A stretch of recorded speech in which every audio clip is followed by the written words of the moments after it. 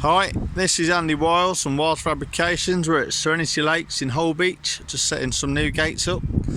As you can see, we've got control panels either side just to control the motors and the sensors over across the drive. What we've got here is a ZM3E camo board controlling two Frog AE motors.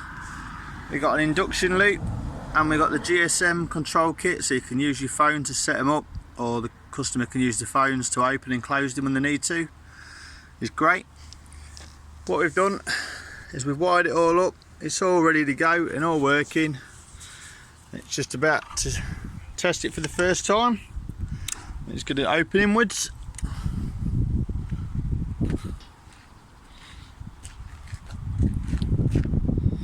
As you can see, it's working fine. We've got all the stops in, so hopefully it's going to miss the wall. If not, we'll just adjust the settings. There we are, clearance on the wall this side, and loads of clearance on the wall this side. Brilliant.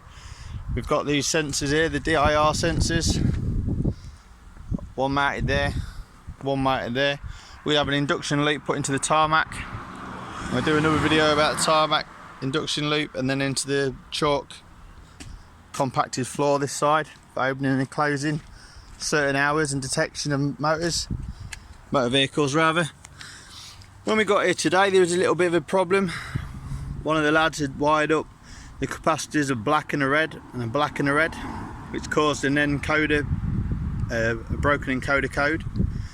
We figured that out and just changed the wires over. So if you ever get stuck, you're wiring one of these up, remember that black goes to one, red goes to another, because it took me a few seconds, well, a few minutes if I'm honest, just to trace back to what had happened and look at the thing and see what had gone wrong. Everything else is working fine, it's all nice. I'm going to set up that next, cut it into the tarmac. But yeah, make sure you remember black goes to one, red goes to another, and you'll be alright. Right, here we are. We've got it all cut out now.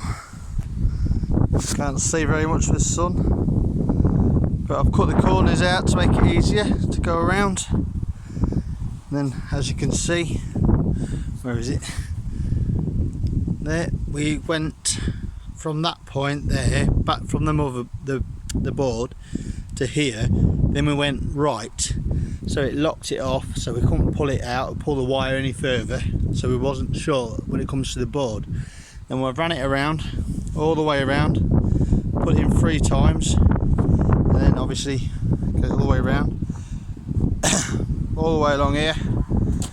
You can see the wire sticking out there, and just enough to the board. So that's that part of it done. It wasn't too hard, but if I was going to do it again, I'd have worn knee pads. Hi, this is Andy Wiles from Wiles Fabrications again.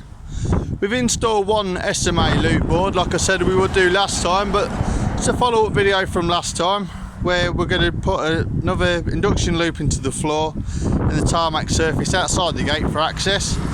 As you can see, I marked out the square where I'm going to be cutting with a diamond blade and the path back to the board.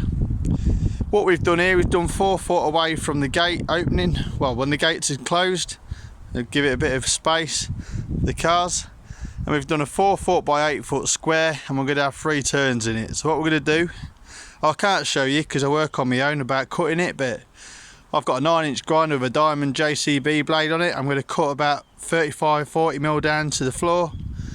I'm going to put the cables in, which I'll show you once I've got to that point.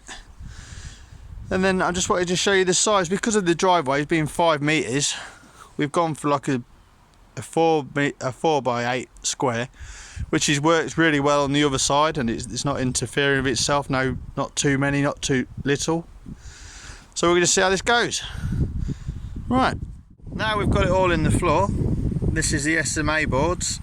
The power goes to 1 and 2. The induction loop goes to 3 and 4, and they're both at the bottom. And we've got up here, and we can see you got 11 and 14. 14 is your 2 on your ZM3E camo board, and your 11 is your 3. And as you can see, there's the RGSM module that I've got linked up so I can control it with a scenario on the camiconnect.net. But if you didn't want to use that and just wanted it open and shut all day every day, as long as someone drives over it, go straight for the 2 and 3. Can't show you that because I've just fitted it all up, but that's about it. Oh, as you can see, I've used bitumen sealant to go through all the gaps to fill it all up nicely. Want a bit of weathering, it'll clean all the road back off and you won't be able to notice it really. And the wires, before they go in, they're all twisted to make sure it's done by specifications. The SMA boards, just in case you need to know, they're 24 volt. That goes basically from 10 and 2 on the camo boards. So it's just basically 10 and 2, 2 and 3, and you've got your system. I didn't have to program these SMA boards. They were literally just came on, generated their own settings, and they've worked. Obviously 2 wires from 2 different induction loops within about 2 foot of each other, and the wires are 2 foot from each other, then they're joined together and go up into the housing, and they don't seem to be causing a problem. I haven't had to worry about 2 induction loops on the same board because I've got these boards only take 1 loop. You might be able to get 2, but I haven't got them. Right, well, that's everything that I can think of. If there's any more things that you need help with your Camo Connect or your RGSMs, SMAs, or even your sensors, just give us a message and I'll try and get back to you. Right, well, thank you very much.